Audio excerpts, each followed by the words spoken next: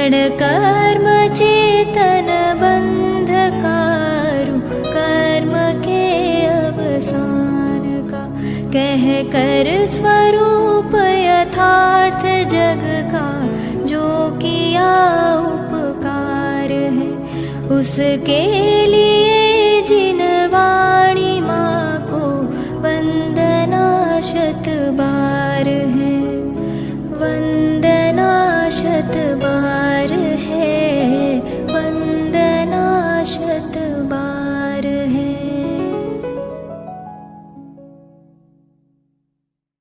जय श्री ओम नमः सिद्धेभ्यः। वंदितु सव्व सिद्धे ध्रुवमचल मनोवमं गदिं पत्ते, वोच्छामि समय पाहुड मिन्नमो सुद केवली भणिदम्। नमः समय साराय स्वानुभूत्या चकासते, चित्स्वभावाय भावाय सर्वभावान्तरच्छिदे। अनंत धर्मणस्तत्त्वं पश्यन्ति प्रत्यगात्मनः, अनेकान्तमयी मूर्तिर्नित्यमेव प्रकाशताम्।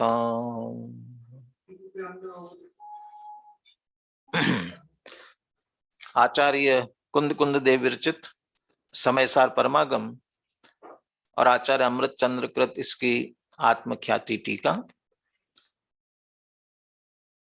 आचार्यों के मूल शब्दों के आधार से हम समय सार का सार ग्रहण करने का प्रयास कर रहे हैं।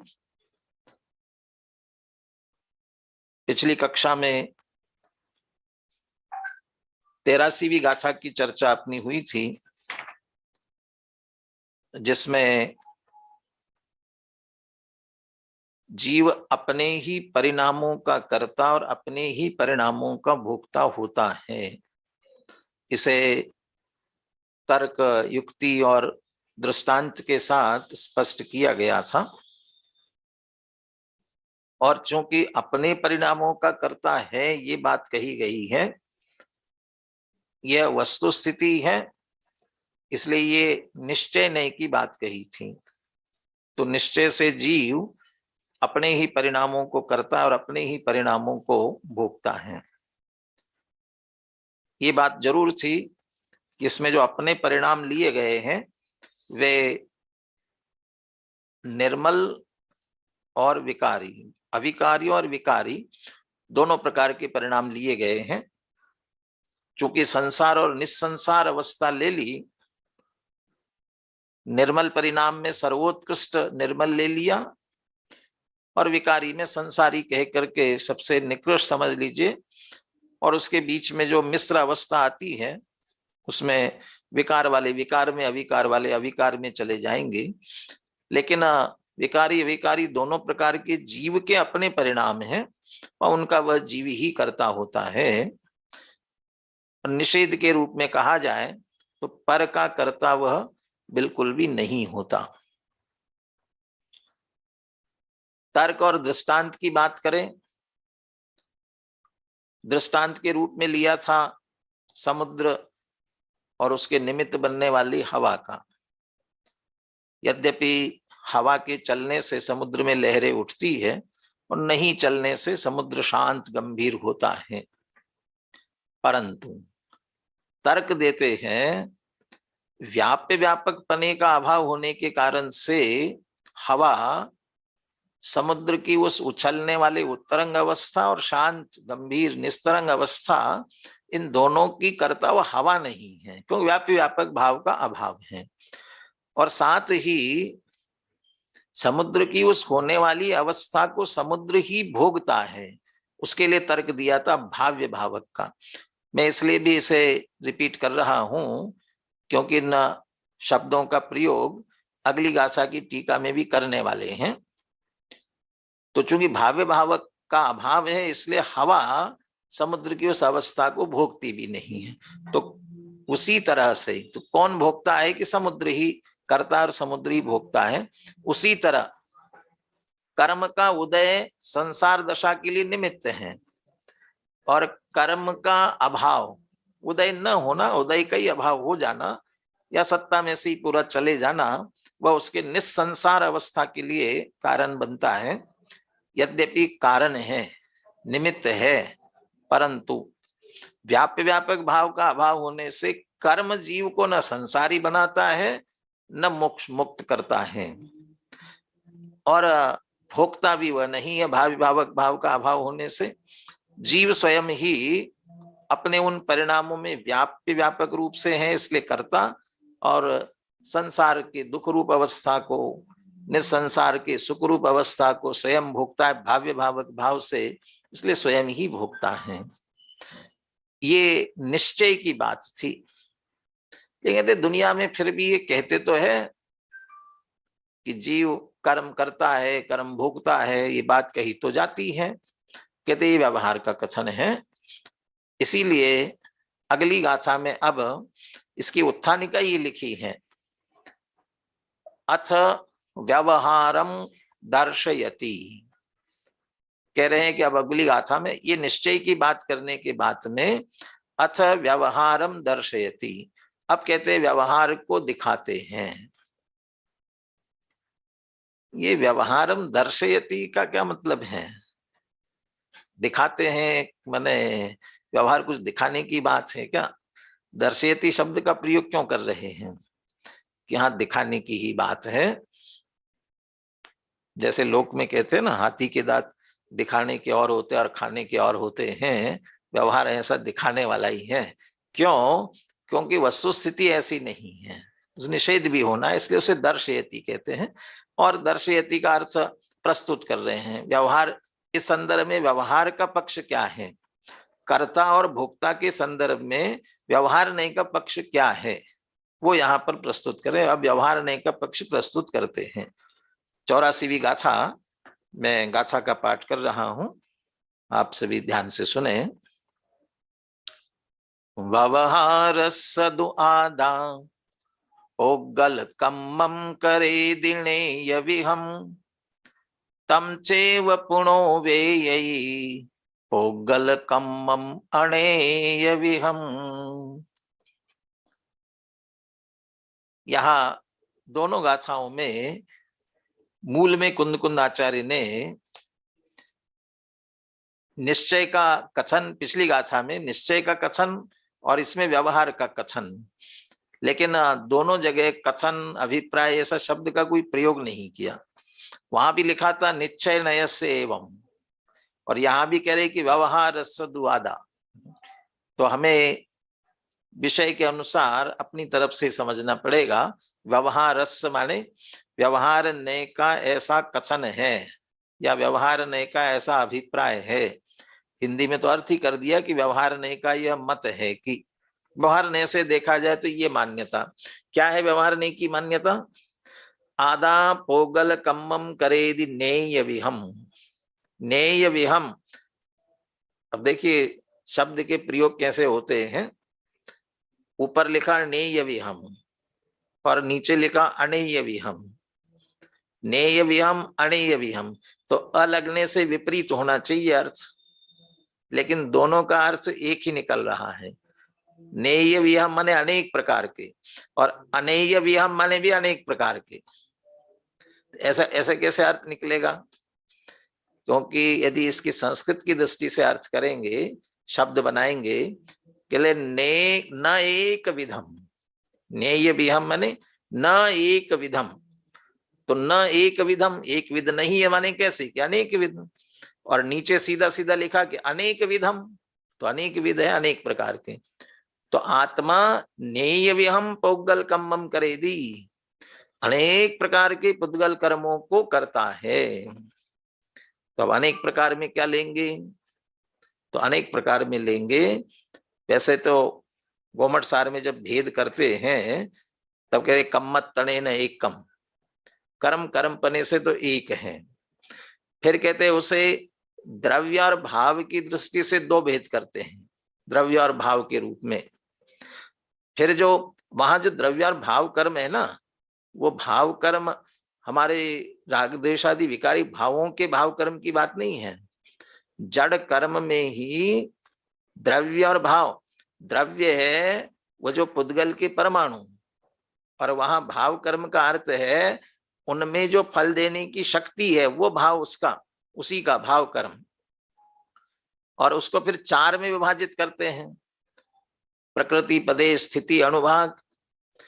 कहते द्रव्य जो पुद्गल के परमाणु आ रहे हैं वह प्रकृति और प्रदेश हैं, और उनके में स्थिति और अनुभाग पड़ रहा है, वो भाव में चला जाता है।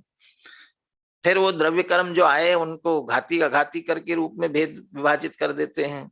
घाती 4 प्रकार के, अघाती पुनः 4 प्रकार के, ऐसे 8 प्रकार के। इसको कहते हैं मूल प्रकृति। अब फिर इनकी उत्तर प्रकृतियां 148 होती हैं। अब वो 148 भी उत्तर प्रकृतियां हैं, वह भी सामान्य है, क्योंकि नाम कर्म की 93 प्रकृतियां, उसमें गति, जाति, अंगोपांग, उसमें गति नाम कर्म। गति कितने की? 4। अब गति 148 में गति आई, अब गति में फिर 4 हुई। अब मनुष्य गति, त्रियंच गति। अब त्रियंच में जाओगे, त्रियंच में पुनः कितने भेद होते जाते हैं, ऐसे बहुत भेद होते जाते हैं।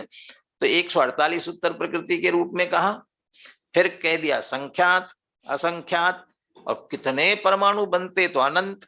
ऐसे अनेक प्रकार के जो पुद्गल कर्म हैं, उन सब को आत्मा करता है व्यवहारने से। व्यवहार क्यों कह रहे हो, अभी वो आगे टीका में वो बात करेंगे, क्योंकि परद्रव्य का कर्ता कहा जा रहा है, इसलिए व्यवहार से। और ये तो कर्ता की बात हुई। तम चैव पुनो वेयी, और जो जिन पुद्गल कर्मों को कर रहा है ना, तम चैव पुनो वेयी पुद्गल कर्म मनेय विहम, और अनेक प्रकार का जो पुद्गल कर्म है उन्हें फिर वेयी माने भोगता है। तो पुद्गल कर्मों का करता है और पुद्गल कर्मों का भोगता आत्मा है, ऐसा व्यवहारने का कथन है, व्यवहारने का अभिप्राय है। अभी ये व्यवहार की बात जिनवानी में भी आई है, उसका भी प्रयोजन है। क्या प्रयोजन है ये चर्चा जीवाजीव अधिकार में भी सहेतुक दी गई है। वहां और जिज्ञासा हो तो वहां से देखना, विशेष जिज्ञासा हो तो नए चक्र से भी आप समझ सकते हैं।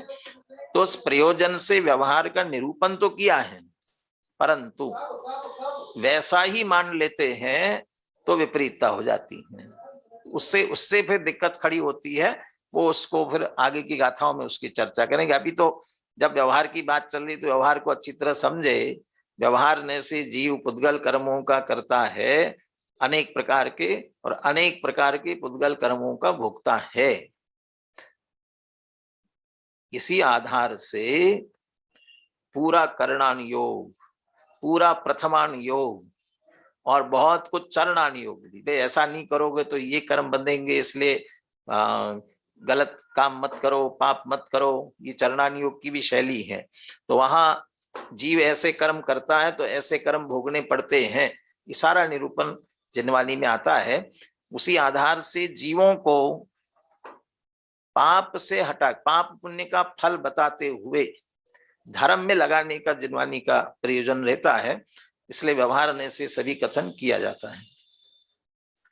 गाथा में एक और बारीकी से ध्यान देने की है। जैसे अपन ने निश्चय वाले में भी बात देखी थी, जब भोक्ता की बात आती है तब पुद्गल कर्मों का भोक्ता है इतना मात्र नहीं है। अपने वहां आत्मा को निज परिणामों की बात थी निश्चय से, तो अकेले अपने परिणामों को भोक्ता ऐसा नहीं कहते हैं। ऐसे व्यवहार में भी पुद्गल कर्मों को भोक्ता इतना मात्र नहीं लिखते हैं। निश्चय वाली गाथा में भी तम चैव शब्द दिया है, उसे ही। और यहाँ व्यवहार में भी पुद्गल कर्म के संदर्भ में भी बात करते हुए तम चैव लिख रहे हैं। तम चैव से क्या मतलब है? निश्चय से भी आत्मा अपने जिन भावों को करता है उन्हीं भावों को भोगता है, वो कर्ता के साथ उस भोक्तापने का। ऐसे व्यवहार में भी व्यवहार से जिन पुद्गल कर्मों को करता है उन्हीं पुद्गल कर्मों को भोगता है। ऐसा नहीं कि हमने कर्म नहीं किए हैं, जिन कर्मों को हमने बांधा नहीं है उनका फल भी हमको भोगना पड़ता होगा, ऐसा नहीं है। हमने जो माने व्यवहार से भी उन्हीं पुद्गल कर्मों का फल हमें भोगना पड़ता है जो हमने किए हैं। अरे लोक में भी, अब वैसे लोक में तो थोड़ा सा कदाचित गड़बड़ हो सकती है, लेकिन वहां वो गड़बड़ भी क्यों है वो भी समझने की बात है। लोक में जिसने चोरी की उसे दंड मिलता है, किया उसने उसे दंड मिला, और जिस चीज की चोरी की उसका उसे दंड मिलता है।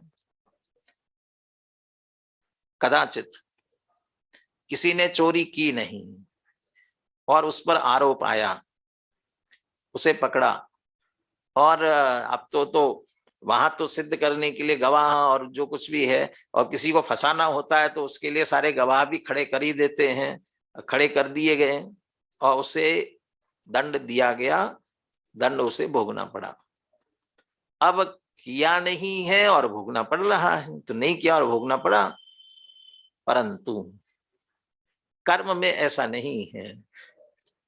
ये जो उसने चोरी की, दूसरे ने फंसाया, ये तो सब बहिरंग कारण थे।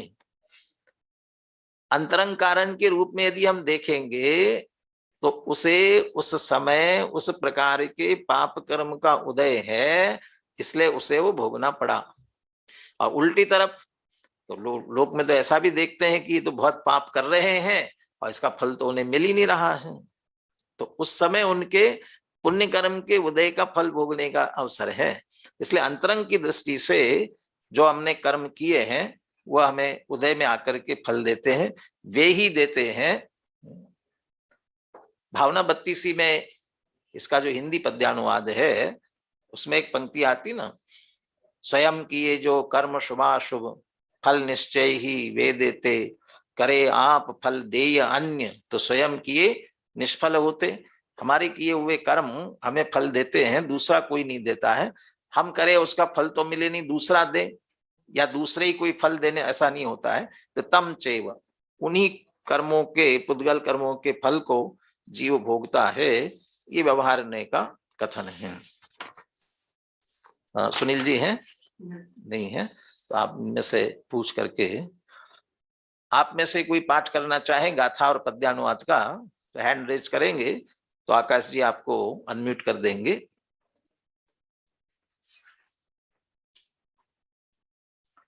अभी जो गाथा अपन ने पढ़ी है उसका पाठ करने के लिए, गाथा से एक बार अपन भाव ले इसके लिए। आप में से कोई नहीं तो फिर मैं ही दोहराता हूँ। वही किसी के, हाँ तो बोल दीजिए।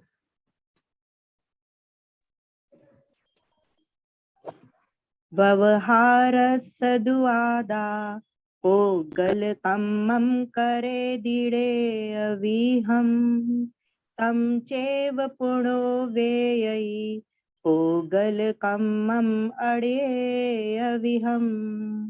अनेक विध पुद्गल कर्म को करे भोगे आत्मा, व्यवहार नय का कथन है यह जान लो भव्यात्मा।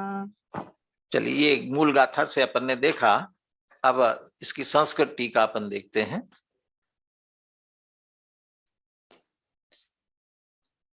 टीका अपन प्रारंभ करें उसके पहले यहाँ एक विशेष शब्द का प्रयोग अमृतचंद्र आचार्य ने किया है, जो कर्तापने और भोक्तापने के लिए तर्क दिए गए हैं। कर्ता कर्म संबंध कहाँ होता है? जहां व्याप्य व्यापक संबंध होता है। ऐसे भोक्ता भोग्य संबंध कहाँ होता है? कि जहां भाव्य भावक संबंध होता है। और थोड़ा पीछे चले जाए 75वीं गाथा में, और उसके बाद का जो सारा प्रकरण है वहां तो ये कहा है कि एक ही द्रव्य के बीच में व्याप्य व्यापक संबंध होता है, और उसी तरह ये समझ लेना चाहिए एक ही द्रव्य में भाव्य भावक संबंध होता है अपने ही परिणामों के साथ में। पर के साथ, दूसरे द्रव्य के साथ न व्याप्य व्यापक न भाव्य भावक संबंध नहीं होता। अब यहाँ व्यवहार की बात चल रही है। आत्मा पुद्गल कर्मों का कर्ता है और कर्ता कर्म के लिए व्याप्य व्यापक संबंध होना चाहिए। और आप तो कहते दो के बीच व्याप्य व्यापक नहीं होता, तो आत्मा को कर्म पुद्गल कर्मों का कर्ता कह रहे तो कैसा कह रहे, फिर व्यापी व्यापकपना तो कैसे नहीं बैठा, तो फिर आप कर्ता कैसे कह सकते हैं? व्यवहार से भी आप कैसा कहेंगे? आपने तो कहा है जहां व्यापी व्यापक होता है वहां कर्ता कर्मपना होता है। इसके लिए अमृतचंद्र आचार्य ने जो निश्चय की बात है उसके लिए अंतर्व्याप्य व्यापक भाव शब्द का प्रयोग किया। ये अंतर्व्याप्य व्यापक भाव निश्चय से एक द्रव्य के बीच में घटित होने वाला व्याप्य व्यापक भावपना, और वो जो परद्रव्यों के साथ है उसे बहिर्व्याप्य व्यापकपना शब्द दिया। वो बाह्य व्याप्य व्यापक है, लेकिन वो व्याप्य व्यापक तो अंतर बाह्य भले ही शब्द दे दो, लेकिन एक द्रव्य में घटित होंगे ना कि नहीं। वो बाह्य व्याप्य व्यापकपना जो लगेगा वो निमित्त नैमित्तिक की अपेक्षा लगेगा, वो बाह्य व्याप्य व्यापकपना। मैं पुद्गल कर्मों का करता, यदि मैंने विकारी भाव किए हैं तो पुद्गल कर्म आकर के मेरे साथ बंधेंगे, तो वो जो पुद्गल कर्मों का मुझे कर्ता बनना है उसके साथ मेरे परिणामों का ही व्याप्य व्यापकपना होगा। ये बाह्य व्याप्य व्यापकपना निमित्त नैमित्तिकपना मेरे परिणामों का होगा। करूं मैं और आपको फल मिले, लोक में वैसा कहा जाता है। पति जो कुछ भी दान पुण्य करता है वो पत्नी को आधा मिल जाता है, और पत्नी जो कुछ करती है वो पति को मिल जाता है। ऐसा होता है। लोक में कदाचित कह देवे, इस रूप में कदाचित हो भी कि हाँ पति ने दिया तो पत्नी बड़ी अनुमोदना करती, बहुत अच्छा किया। और कोई ऐसे भी हो सकती है, क्या जरूरत थी, अकेले तुम्हारा थोड़ी है, हम लोगों का ख्याल नहीं है, तो उल्टा पाप भी बांधे। या पत्नी कह करके आए तो पति नाराज हो जाए, बल्कि अनुमोदना करे, तो उस रूप में तो उसके अनुमोदना का कदाचित उसे फल मिले। परंतु अपने अपने ही स्वयं के, तो जिसके परिणाम उसके साथ में, जिस मेरे कर्म का उदय आ रहा है पाप के, तो उसका फल मुझे ही भोगना पड़ेगा। कभी कभी ऐसा भी हो जाता है, गलती मैं करता हूं, व्यापार में घाटा मैं खाता हूं, सब कुछ चला जाता है और पूरे परिवार को भोगना पड़ता है। वहां भी उनके भी उस समय उस प्रकार के पाप का उदय है। मैं अपने पाप का उदय भोग रहा हूं तो मेरे परिवार वाले जो जो एक एक अपने अपने पाप का उदय भोग रहे हैं। इसलिए ये सब जिसका उदय उसी के साथ, तो ये बाह्य व्याप्य व्यापकपना और निमित्त नैमित्तिकपना भी बहुत बारीक है कर्म का। तो कर्णान योग में, कर्णान योग की तराजू, आपके जो सोना चांदी बल्कि हीरा, वो कैरेट से बारीक तोलते हैं, और हीरा वगैरह तोलने के जो तराजू होते हैं ना, वो कांच के बॉक्स में रखते हूँ। क्यों रखते हूँ? हवा का भी फर्क नहीं पड़ना चाहिए, हवा का दबाव पड़े और कम ज्यादा हो जाए तो कांच के बॉक्स में, फिर भी कुछ कम ज्यादा होने की संभावना हो सकती है, लेकिन कर्णानुयोग कर्म का बहुत बारीक हिसाब है बिल्कुल। तो वो उसका वो बाह्य व्यापकपना उस प्रकार का उसके साथ बैठता है। तो निश्चय वाले के लिए अंतर्व्यापक शब्द का दिया है, और परद्रव्यों का कर्ता जहां निमित्त नैमित्तिक की अपेक्षा से जिन जिन का भी बैठता है उसके साथ बहिर्व्यापक शब्द का प्रयोग किया है। ये ध्यान में रख करके हम इसे समझे। देखिए टीका प्रारंभ करते हैं। यथा अंतर्व्याप्य व्यापक भावेन मृत्तिकया कलशे क्रियमाणे भाव्य भावक भावेन मृत्तिकया एव अनुभूयमाने च, ये अनुभूयमाने च, ये अंतर्व्याप्य व्यापकपना हो गया। जैसे, इतना अर्थ कर लेते पहले, जैसे अंतर्व्याप्य व्यापक भाव से मिट्टी के द्वारा घड़ा किया जाने पर, माने घड़े का कर्ता मिट्टी है, क्योंकि वह वहां के शब्द यदि याद करें अपन, आदि मध्य अंत में व्याप्त होकर मिट्टी ही घड़े के रूप में उत्पन्न होती है, परिणमित होती है, घट रूप आकार को ग्रहण करती है। इसलिए मिट्टी ही घटे की करता है, एक बात। और उस होने वाली उस अवस्था को भाव्य भावक भावेन, भाव्य भावक भाव के द्वारा मृत्तिकया एव अनुभूयमानी, मिट्टी ही अनुभव कर रही है, भोग रही है। तो घड़े की कर्ता मिट्टी है और भोक्ता भी मिट्टी है। ये तो अंतर्व्यापी व्यापक की बात हुई। ऐसा होने पर भी च और बहिर्व्याप्य व्यापक भावे न कलश संभव अनुकूलम व्यापारम कुर्वाणः कलशकृत तोय उपयोगजाम तृप्तिम भाव्य भावक भावेन अनुभवंश्च कुलालः कलशम करोति अनुभवति च। अब ये बहिर्व्याप्य व्यापक और भाव्य भावक लगा रहे हैं। बाह्य व्यापक बाह्य व्यापक भाव से घड़े को कौन करता है? कहते कुलालः माने कुम्हार। घड़े को कुम्हार करता है। जब घड़े का कर्ता कुम्हार हुआ तो भोक्ता भी कौन? जो करता वो भोक्ता, इसलिए वह उसका भोक्ता भी वही है। किसी के भाव्य भावक भाव से। कैसे कि बाह्य व्याप्य व्यापक भावे न बहिर्व्याप्य व्यापक भावपना। तो क्या कर रहा है कि कलश संभव अनुकूलम व्यापारम कुर्वाणः। कलश संभव का अर्थ है उत्पत्ति। कलश की उत्पत्ति होवे, घड़ा बने, इसके लिए अनुकूल जो व्यापार है, ये व्यापार का अर्थ उद्योग धंधा वैसा नहीं लेना है, बिजनेस नहीं लेना, यहाँ लेना है व्यापार का अर्थ हाथ पैर चलाना, क्रिया, उसके क्रियाकलाप। कुम्हार घड़ा बनाने के लिए योग्य, उसके जो अनुकूल है, ऐसे जो अपने हाथ पैरों के कार्य है कुर्वाणः करते हुए। तो कुम्हार अपने हाथ पैर इस तरह से चलाता है, इसलिए घड़ा बनता है। तो घड़े के बनने के अनुकूल घड़ा कैसे बना? तो वह घड़ा व्याप्य और कुम्हार का ये हाथ पैर आदि चलाना व्यापार वो व्यापक।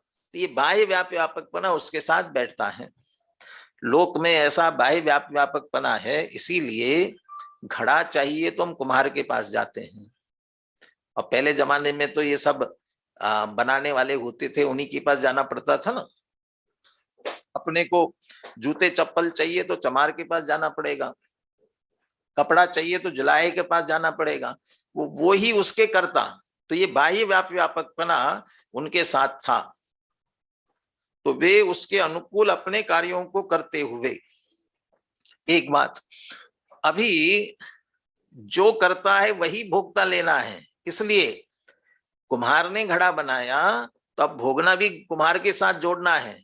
इसलिए क्या कहते हैं? कलश कृत तोय उपयोगजाम तृप्तिम।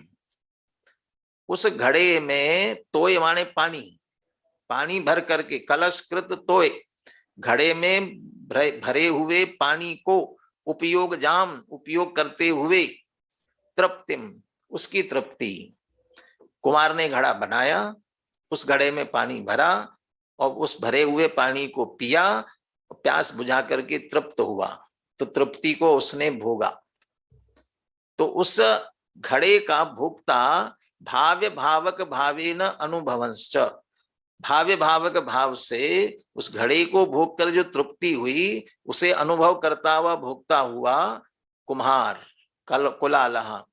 कलशम करोति, बाह्य व्यापार करते हुए करता है और उसे भोक्ता अनुभवती च। इति लोकानाम अनादि रूढ़ा अस्ति तावद व्यवहारा। ऐसे लोगों का अनादि काल से रूढ़ व्यवहार है।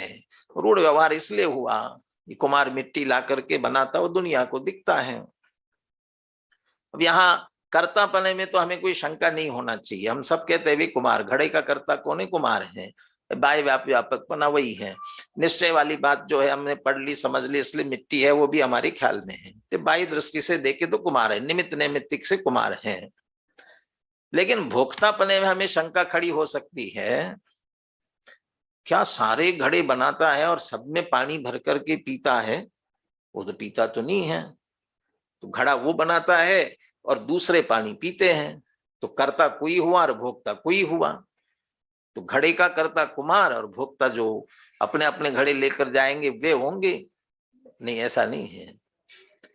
तो नहीं, तो बनाया कुमार ने और भोग तो दूसरे रहे ना, कि नहीं, कुम्हार ने बनाया है, जिस घड़े में पानी रख करके पिया उस रूप में उसका वो भोक्ता हुआ। और जिन घड़ों को उसने दूसरों को बेचा है, उससे पैसा लिया, उसने अकेले से मुफ्त में बांटने के लिए घड़े नहीं बनाए हैं, वो भी अपनी कमाई के लिए बनाए हैं। तो इसलिए वो उसको बेच करके रुपया लेकर के उसको भोगा है, इस रूप में उसका भोगता है। अरे इतना ही नहीं, अकेला बना करके खुश हो रहा हो ना, उसको देख देख करके, वो भी उसका भोगता है।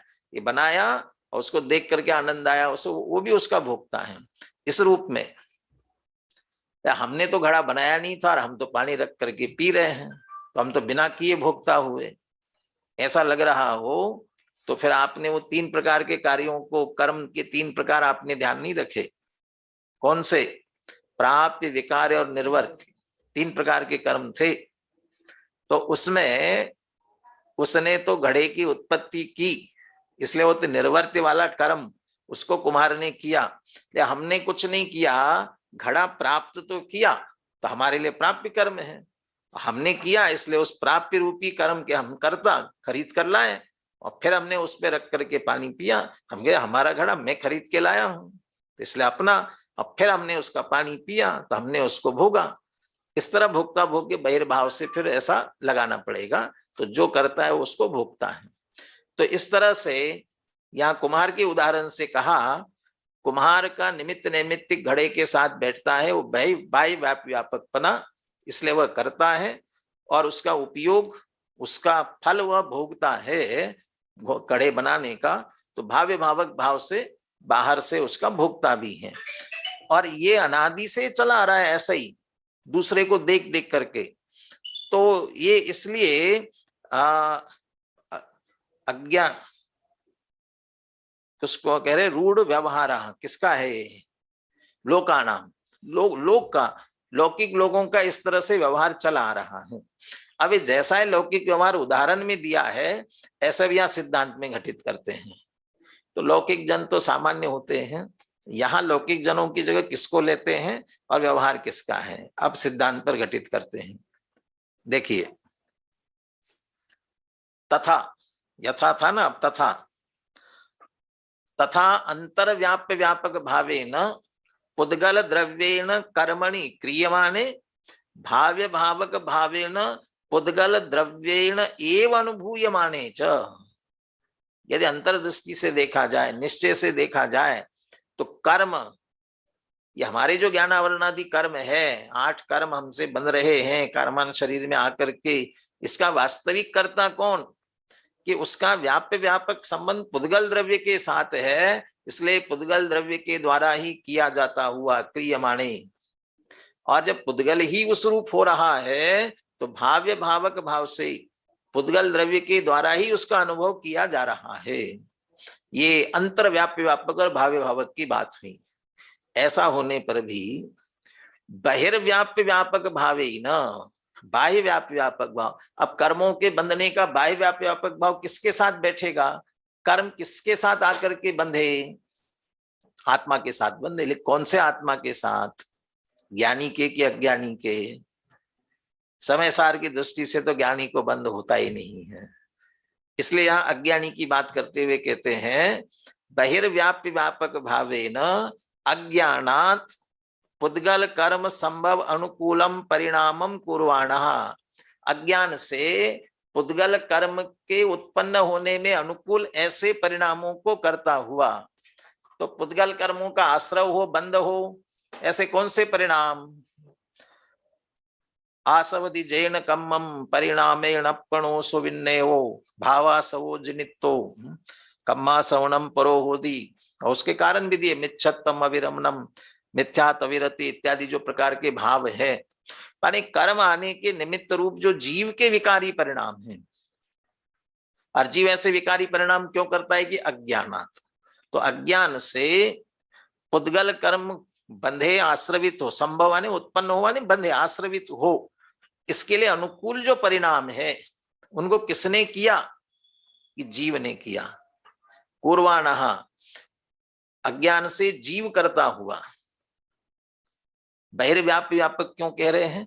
कि वास्तव में जड़ रूप नहीं हुआ अंतर्व्याप्य व्यापक रूप से, उसमें तो पुद्गल ही हो रहा है, इसलिए वास्तविक तो पुद्गल करता है, लेकिन निमित्त नैमित्तिक से जीव के परिणाम निमित्त, वो गाथा भी पीछे आ गई ना, जीव परिणाम हेतुम कम्मत्तम पोगला परिणमंती पोगल कम निमित्तम तहेव जीवो भी परिणम। ये तो निमित्त नैमित्तिक संबंध, इसको बहिर्व्याप्य व्यापक भाव कह रहे हैं। तो बाह्य व्याप्य व्यापक भाव से, अज्ञान से पुद्गल कर्म की उत्पत्ति में अर्थात आश्रव बंध में अनुकूल ऐसे परिणामों को करता हुआ और भोक्ता भी होगा ना, तो किसके? पुद्गल कर्म विपाक संपादित विषय सन्नधि प्रधाविताम सुख दुख परिणतिम भाव्य भावक भावेन अनुभवंश्च। देखो कहते तो है जड़ कर्मों को भोगता है, कर्म को भोग रहा है, लेकिन कर्म को नहीं भोगता। तो किसको भोगता है? कि उस कर्म के कारण से जो सुख दुख परिणाम हो रहा है, उस सुख दुख परिणाम को। जैसे हमें लड्डू खा करके, पेड़ा खा करके भी मजा आता है ना, तो हम किसे भोग रहे हैं? लड्डू को, पेड़े को। लड्डू पेड़े को नहीं भोग रहे हैं, लड्डू पेड़ा खा करके जो अच्छा लगा और मजा आया उसको भोग रहे हैं, माने सुख दुख। और कभी तीखा खाना भी किसी को पसंद है और बहुत ज्यादा मिर्ची डाली हूँ, और मिर्ची खाई और सी कर रहा है, तकलीफ में उठा रहा है, तो दुख भी हुआ। वहां जो दुख उठा रहा है वो मिर्ची का उठा रहा है, किसका? कि उसके कारण से जो पीड़ा हो रही है, अपनी पीड़ा का अनुभव करता है, इसलिए सुख दुख परिणति को। लेकिन वो सुख दुख परिणति हुई किसके कारण से? कर्म के, इसलिए उससे जोड़ करके कहते हैं। तीन बातें ले रहे हैं। पहली बात, पुद्गल कर्म विपाक संपादित। पुद्गल कर्म सत्ता में पड़ा हो जब तो कुछ नहीं करता है, लेकिन विपाक फल देने के सामर्थ्य सहित उदय में आया, उसके कारण से संपादित, उसके कारण से उत्पन्न हुआ। वो पुद्गल कर्म के उदय से, उस कर्म के उदय से क्या हुआ? दूसरी बात, विषय सन्निधि प्रधाविताम। वहां तो उस कर्म के उदय के अनुसार अनुकूल प्रतिकूल सामग्री आएगी, वो सामग्री मिली, और उस सामग्री की निकटता से विषय सन्निधि, और वो उसकी निकटता होने पर दौड़ता हुआ जो सुख दुख का परिणाम होता है। तो जीव को अनादि से अनुकूल प्रतिकूलता में सुख दुख मानने की प्रवृत्ति चली आ रही है, इसलिए वह जैसी वह प्रतिकूल स्थिति होती है तो दुख रूप, अनुकूल होती है तो सुख रूप। ये सन्निधि प्रधाविताम सुख दुख परिणतिम, वो जो सुख दुख की जीव की परिणति होती है, तो भाव्य भावक भावेन अनुभवंश्च। तो जीव इस तरह से बहिर्व्याप्य व्यापक भाव से वो पुद्गल कर्म का कर्ता, और भाव्य भावक भाव से उसके उदय में आए हुए फल को भोगता, भाव्य भावक भावेन अनुभवंश्च। इस तरह से जीवा पुद्गल कर्म करोति अनुभवति च। जीव पुद्गल कर्मों को करता है और अनुभवता है। अब ये वस्तु स्थिति और आगम के अनुसार है तो व्यवहार, परंतु इति अज्ञानीनाम आ संसार प्रसिद्धो अस्ति तावद व्यवहारः। ये अनादि से आ संसार, संसार से लेकर के अज्ञानियों का प्रसिद्ध व्यवहार है। अज्ञानियों को यही प्रसिद्ध है, इस रूप में लेना चाहिए। वस्तु स्थिति में व्यवहार कहते हैं और अज्ञानियों को यही प्रसिद्ध है, और चूंकि इसी को सही मानते हैं इसलिए वह अज्ञानी है। तो अज्ञानियों को ये एक द्रव्य दूसरे द्रव्य का करता है, जो व्यवहार से कथन कहा गया ऐसी ही मान्यता उन्होंने बना ली, इस कारण से वे अज्ञानी हुए। वस्तु स्वरूप में बाह्य निमित्त नैमित्तिक संबंध है, उसके आधार से जिनवानी में व्यवहार से उनका कर्ता भोक्ता कह दिया। यही अज्ञानी जीव अनादि से ऐसा ही देखते और मानते आ रहे हैं, इसलिए उनको ये रूढ़ी बैठ गई, इस कारण से वह अज्ञानपना हुआ। अब कहते हैं कि ये जो व्यवहार का कथन, इसको अज्ञानियों का व्यवहार कह रहे हो, उसको अज्ञान क्यों कहते हो? अब अगली गाथा में इसमें दोष देते हैं। प्रयास है कि आज अपन ये गाथा भी पूरी करें अपन, और चूंकि इससे जुड़ती हुई है इसलिए अब इसमें विस्तार करने की जरूरत नहीं पड़ेगी। सीधा सीधा ये कहते हैं कि अथ एणम दूषयति। अब ये जो व्यवहार से कथन किया गया है इसमें दोष देते हैं। तो जिनवानी में कथन किया, फिर दोष क्यों दे रहे हैं? कहते औपचारिक कथन था, उसमें यथार्थता का जिसे भान होता है, आभास होता है, उसे कहते हुए यथार्थ नहीं है ये बात। यथार्थ मानोगे तो दोष आएगा। अथ एनम दोषयति माने वास्तव में आगम की बात में दोष नहीं दे रहे। यदि आगम की बात में दोष देंगे तो ये कहेंगे पूर्वापर सब दोष रहित है। जिनवानी तो पूर्वापर दोषों से रहित होती है, तो उस बात को दोष कैसे देंगे? दोष उस बात को नहीं दे रहे हैं, आगम के कथन को दोष नहीं दे रहे हैं। इस आगम के कथन से व्यवहारियों ने जो अपना अज्ञान पुष्ट किया है, आ संसार प्रसिद्ध अस्ति, वो अज्ञानी नाम, अज्ञानियों ने जो अपना जो अज्ञान पोषण किया है उन्हें कहते हैं। या यदि ऐसा ही मानोगे तो ये दोष आएंगे।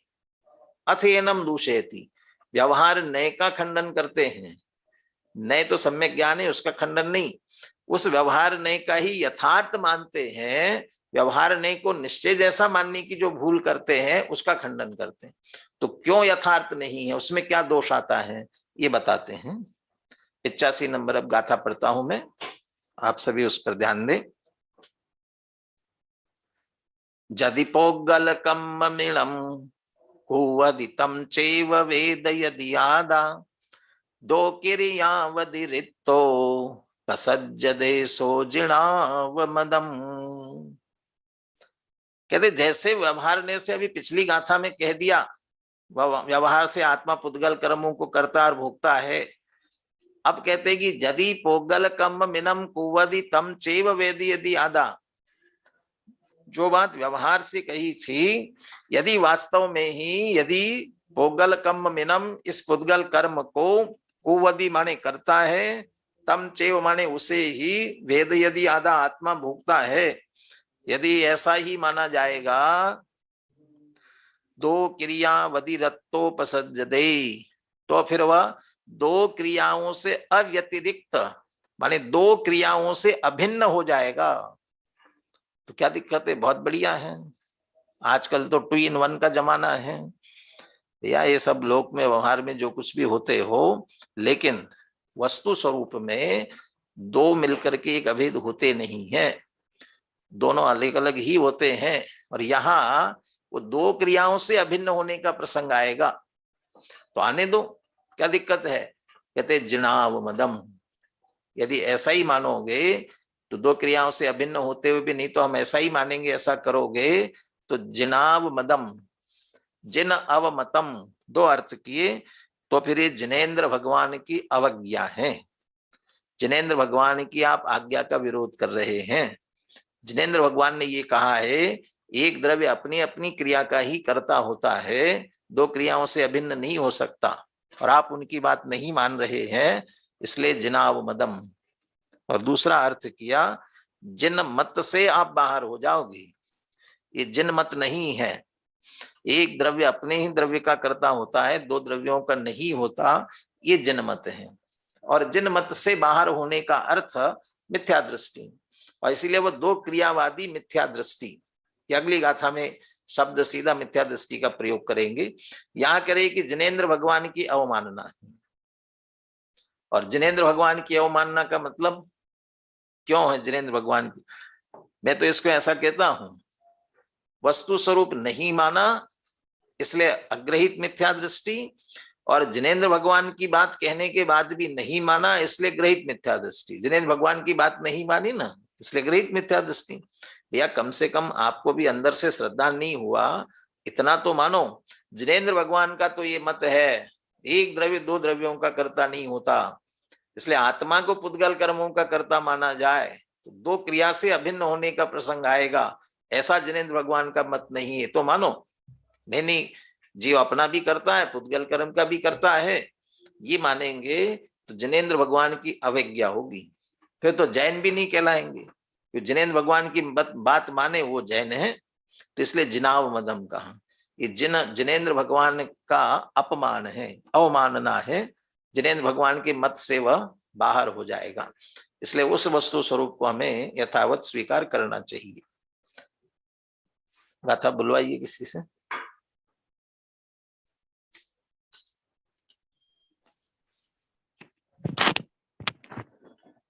जदि पोगल कम्ममिडं कुवदि तं चैव वेद यदि आदादो किरियावधिरितो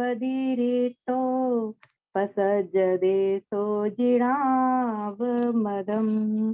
उद्गल कर्म को करे भोगे जगत में यदि आत्मा द्विक्रिया अव्यतिरिक्त हो सम्मत न जो जिन धर्म में।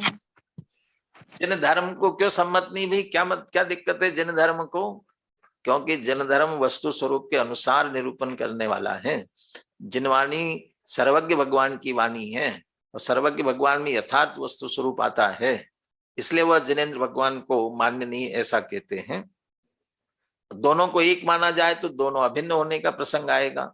अब क्या क्या दोष आ सकते हैं टीका में, और इसे विस्तार से बात करते हैं। टीका से अपन देखते हैं। अमृतचंद्र आचार्य कोई सिद्धांत के आधार से बात करते हैं, तो पहले यहां सिद्धांत की बात कर रहे हैं। यह खलु क्रिया ही तावत अखिला अपि परिणाम लक्षणतया न नाम परिणामतः अस्ति भिन्ना। तीन तथ्य ले रहे हैं यहां पर। पहला तथ्य, यह खलु क्रिया, जो कुछ भी जगत में कार्य होगा, क्रिया होगी, तावत अखिला अपि, वह अखिल माने सर्व ही कैसी होगी? परिणाम लक्षण वाली। कुछ परिणमित होते हुए होंगे तभी तो क्रिया होगी ना, परिणाम लक्षण वाली। तो परिणाम लक्षण वाली क्रिया होती है, और परिणाम लक्षण वाली क्रिया होने से न परिणाम तो अस्ति भिन्ना, जो परिणाम हो रहा है उससे वो क्रिया भिन्न नहीं होगी। क्रिया परिणाम लक्षण वाली होती है, इसलिए वह परिणाम से भिन्न नहीं होती। न नाम माने वास्तव में परिणामतः परिणाम से अस्ति भिन्ना, भिन्न नहीं होती है। एक बात। दूसरी, परिणामो अपि परिणाम परिणामिनो अभिन्न वस्तुत्वात्।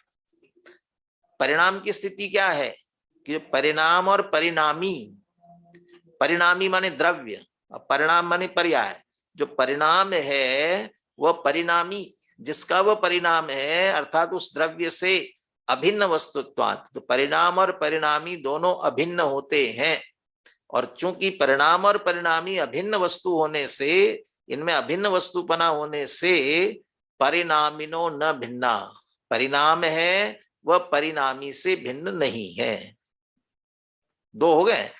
इसमें से ततः निष्कर्ष निकालते, ततः या काचन क्रिया, इसलिए जो कुछ भी क्रिया होती है, या काचन क्रिया माने जो कोई भी क्रिया, किल सकला सा क्रियावतो न भिन्ना, इसलिए वह जो भी क्रिया होगी वह क्रियावान माने द्रव्य, जिसका वह कार्य है उस द्रव्य से भिन्न नहीं होती। तीन वाक्य, और वो तीन वाक्य ऐसा कह करके कैसा कहना चाहते हैं। बहुत बार आपके बीज गणित वगैरह जैसा होता है, उसमें ये करते हैं ना, A is equal to B, B is equal to C।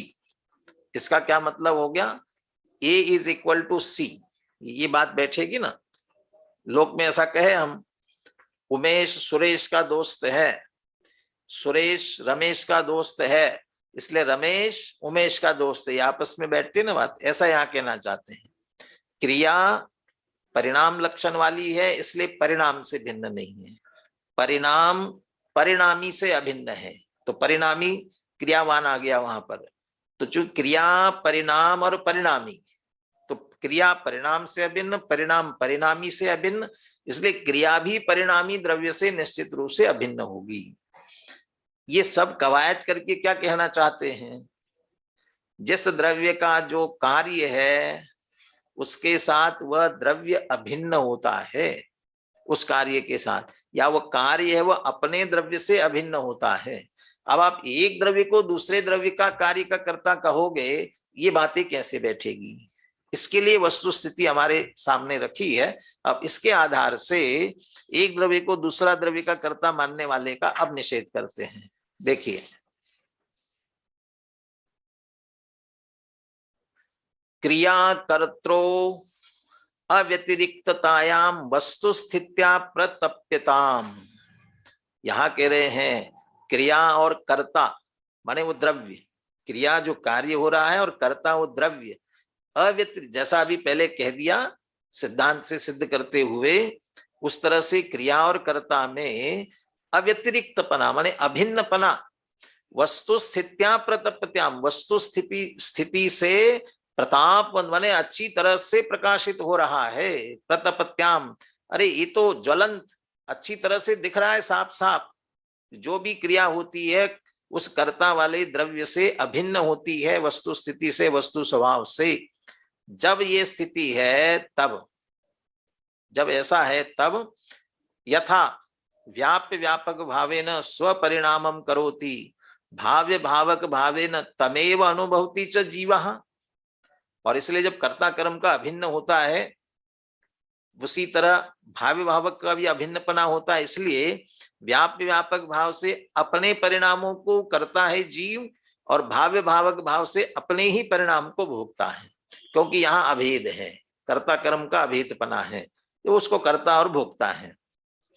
तथा उसी तरह भाव्य भावक भावेन पुद्गल कर्मापि यदि कुर्यात्, उसी तरह भाव्य भावक व्याप्य व्यापक भाव से पुद्गल कर्म को भी करे। अब यहाँ अंतर व्याप्य व्यापक लेना, अंतर व्याप्य व्यापक होकर के पुद्गल कर्म को भी यदि कुर्यात करे, भाव्य भावक भावेन तदेव अनुभवेच्च, भाव्य भावक भाव से उसका अनुभव भी करे, तो ततः अयम स्वपर समवेत क्रियाद्वय अव्यतिरिक्ततायाम, तो फिर यह स्वजीव पर व पुद्गल इन दोनों की जो संवेद क्रिया, इन दोनों की क्रियाओं को अव्यतिरिक्ततायाम अभिन्नता का प्रसंग आ गया, अव्यतिरिक्ततायाम प्रसज्जनताम, तो फिर दोनों क्रियाओं से वह अभिन्न हुआ।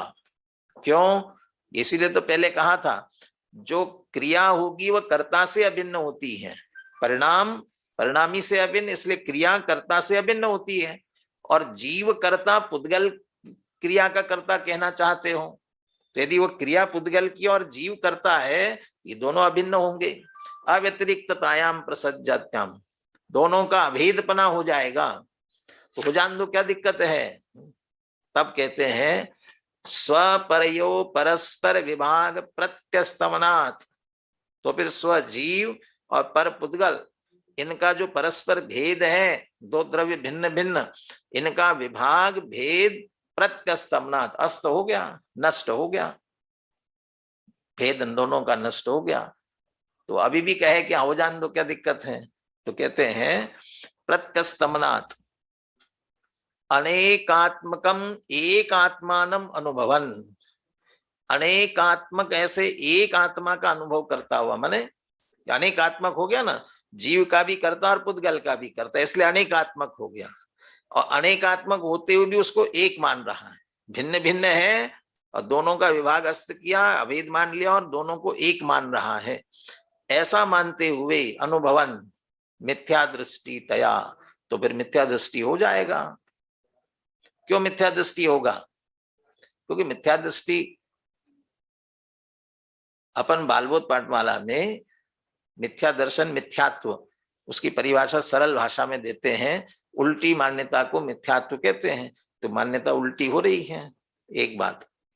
दूसरा, टोडरमल जी उसे सरल भाषा में ये कहते हैं जैसा है वैसा तो नहीं मानता और जैसा नहीं है वैसा मानता है, मिथ्या दर्शन के उदय से। ये विपरीत मान्यता है क्या कि दो द्रव्य भिन्न भिन्न है और माना क्या गया कि दोनों को एक अनुभव कर रहा है, तो जैसा नहीं है वैसा मान रहा है, इसलिए मिथ्या दृष्टि तया, मिथ्या दृष्टि पना आने के कारण से। और मिथ्या दृष्टि सर्वज्ञ अवमतः स्यात्, सर्वज्ञ भगवान के विरुद्ध, जैसा वैसा नहीं मान रहे वस्तु स्वरूप। सर्वज्ञ भगवान ने तो वस्तु स्वरूप को स्पष्ट किया है, इसलिए सर्वज्ञ भगवान के मत से बाहर हुआ या सर्वज्ञ भगवान की अवमानना इसने की, ऐसा समझ लेना चाहिए। यहाँ एक बात और भावार्थ में आप जयचंद जी छाबड़ा के पढ़ेंगे ध्यान से, तो यहाँ एक और बात निकालते हैं, स्वपरयो परस्पर विभाग प्रत्यस्तमनात्, एक दूसरे का विभाग अस्त हो जाने के कारण से एक और आपत्ति क्या आ रही है कि दो द्रव्य मिलकर के एक हुए, तो दो द्रव्य मिलकर के एक हुए, दो मिलकर के तो क्या हुआ, एक द्रव्य के लोप का प्रसंग आएगा। जीव ने पुद्गल का किया तो या तो जीव पुद्गल में हुआ तो जीव का अभाव होगा, या पुद्गल चेतन हो गया तो पुद्गल का अभाव होगा, तो एक द्रव्य के अभाव का प्रसंग आएगा। और दूसरा, जयचंद जी छाबड़ा अनेक जगहों पे कहते हैं यदि एक का नाश हो जाता है तो सबके नाश का भी प्रसंग आता है। इसलिए दो द्रव्य मिलके एक हो नहीं सकते हैं। एक द्रव्य दो क्रियाओं से अभिन्न हो ही नहीं सकता है, क्योंकि व्याप्य व्यापकपना नहीं है। परिणाम परिणामी अभिन्न होने पर ही व्याप्य व्यापकपना बैठता है, तभी कर्ता कर्मपना बैठता है। फिर भी तुम एक द्रव्य को दूसरे द्रव्य का कर्ता मानोगे तो दो द्रव्यों के अभेदपने का प्रसंग आएगा, फिर एक द्रव्य का नाश हो जाएगा। एक ये करते हैं, और ये वस्तु स्वरूप के विरुद्ध होने से सर्वज्ञ भगवान के मत से बाहर है, और साथ में मिथ्या दृष्टिपने का प्रसंग आता है। चूंकि यह दो क्रियाओं का कर्ता एक को मान रहा है, जीव को, इसलिए इसे कह रहे हैं द्विक्रियावादी मिथ्या दृष्टि। ये शब्द का जो प्रयोग किया इसके आधार से दिया हुआ है। अब ये करेंगे कि ऐसा करने वाला मिथ्या दृष्टि क्यों है, ये 86वीं गाथा में करेंगे। इसकी चर्चा अपन कल करेंगे। इसके साथ ही इस पूरे प्रकरण का उपसंहार करते हुए कर्ता कर्म की वस्तु व्यवस्था के लिए 4 कलश देंगे। तो कल प्रयास रहेगा 86वीं गाथा और वे कम से कम 4 कलश, इनकी चर्चा अपन कर लेंगे। अभी की चर्चा यहीं पूर्ण करते हैं।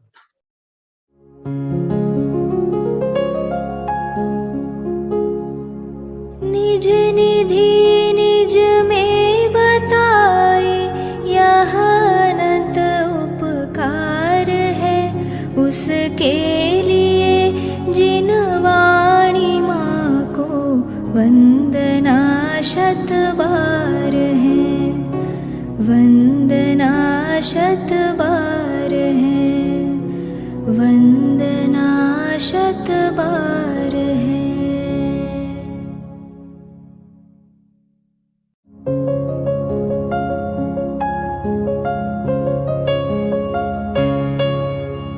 हे जिन वाणी भारती तो ही जपो दिन रैन, जो तेरी शरणा गहे सो पावे सुख चैन।